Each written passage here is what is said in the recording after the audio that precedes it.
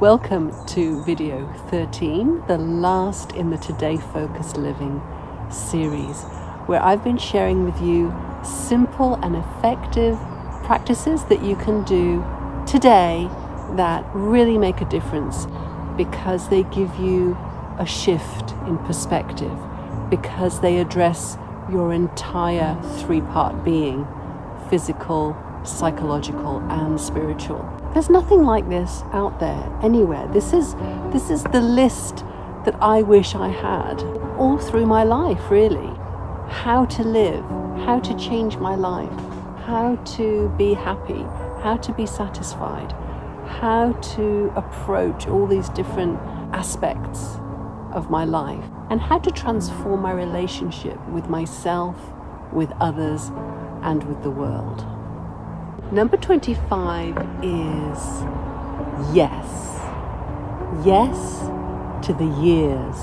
Yes to the years means saying yes, an emphatic yes, to growing older, to living the rest of your life in the best way possible.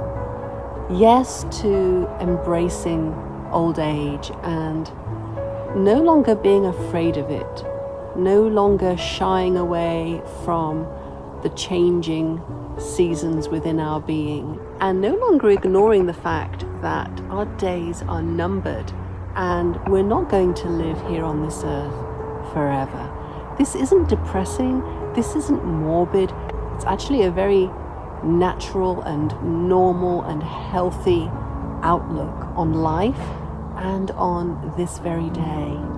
We have a lot to learn when it comes to aging, so let's start today and realize that we've had a very skew-whiff perspective of all of this, and we have some unlearning to do. This body wasn't made to last forever, and as we get older, we start getting aches and pains, things start to deteriorate. There's a beautiful verse in the Bible, actually, I want to share with you. It says, "The outer man is decaying, but the inner man is being renewed day by day." Consider these words for a moment. This body wasn't meant to last forever. It is getting older. It is deteriorating. There's a lot that we can do to keep it in good form, but sooner or later it's just going to get more and more tired and eventually will slow down and stop. And that's okay. It's okay because it's completely natural. Nature can teach us so much about life, about death, about the seasons. Saying yes means being open. It means not being afraid. It means appreciating and respecting the years that we've had and the years that are still to come. And I'm actually excited to be on this journey with you, this journey of growing older and what it means and how to best navigate it. There's so many messages out there, isn't there, of everyone just screaming no, no to the years, no to growing older, no to old age. But what a blessing it is, what a blessing it is to grow old, to live life for a long time. You know, in this series we've been learning to appreciate nature, appreciate the present moment, appreciate our breath, the newness of life, the freedom of choice that you have every day to live life however you want to. So many things we've been appreciating, and this is all about today focused living. But as we focus on today, let's not lose sight of the years. Let's not lose sight of the years, because we're not here forever. And that's not something to be afraid of. It's something to wake us up. Saying yes to the years means loving all of life, from beginning to end, all the seasons, all the different stages, all the lessons, all the adventures, all of it. What a blessed way to go through life, without that fear and worry, without a sense of loss for what was, without bemoaning the fact that we're not young anymore, without expecting things to stay the same. Saying yes to the years is really saying yes to life, all of life, however it appears. Number 26, the final point, is zoom out. Yes, zoom out. Zoom out from the snow globe of your mind. Most of the time, we're going through life like a snow globe that's being shaken about with all the bits of glitter floating around everywhere.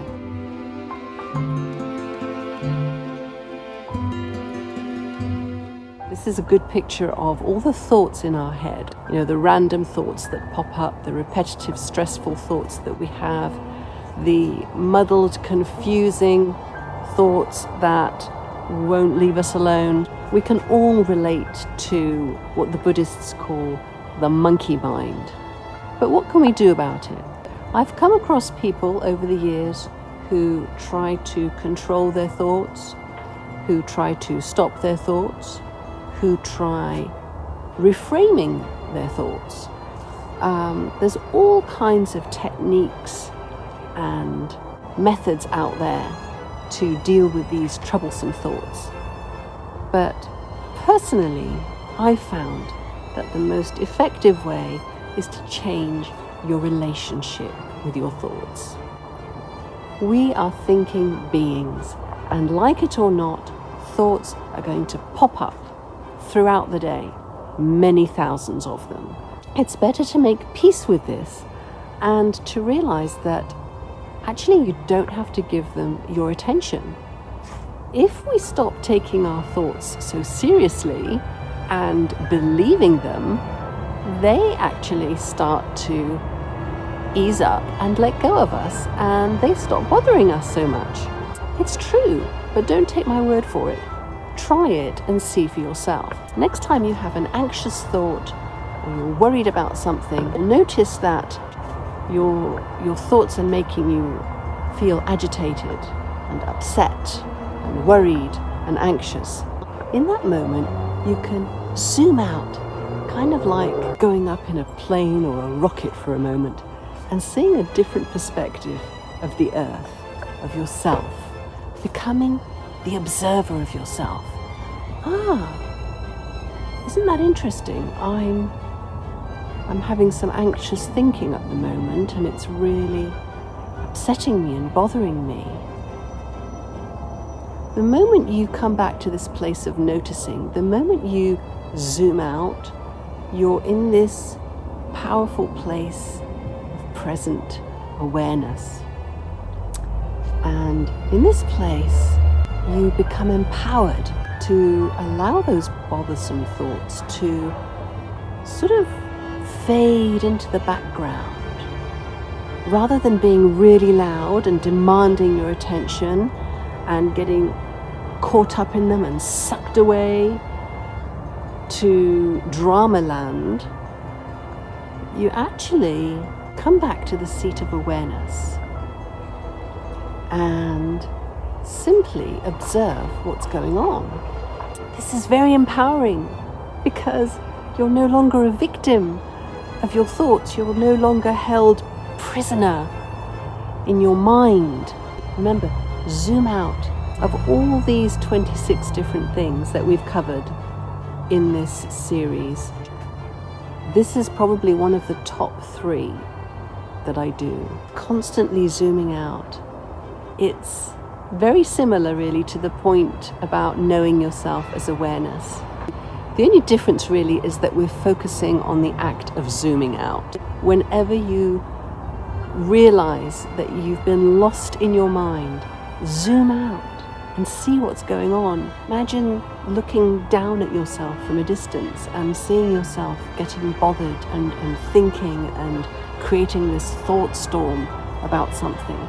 See it happening and take a seat and watch it all and realize what's going on. Become conscious of your human experience. Wake up from this state of self-hypnosis where you're one with your thinking and possessed by your thoughts.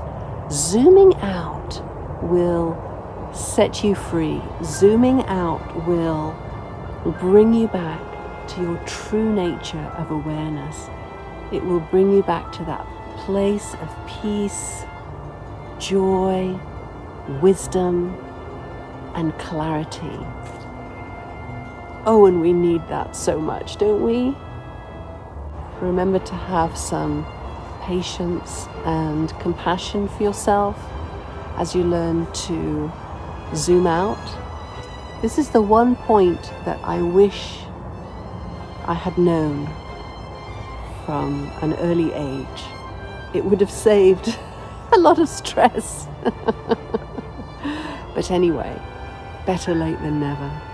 Please let me know if you found this series helpful or interesting, or if you have any questions. I'm going to keep creating content every week here on YouTube, answering questions and reminding you that the best way to live the rest of your life is by focusing on today.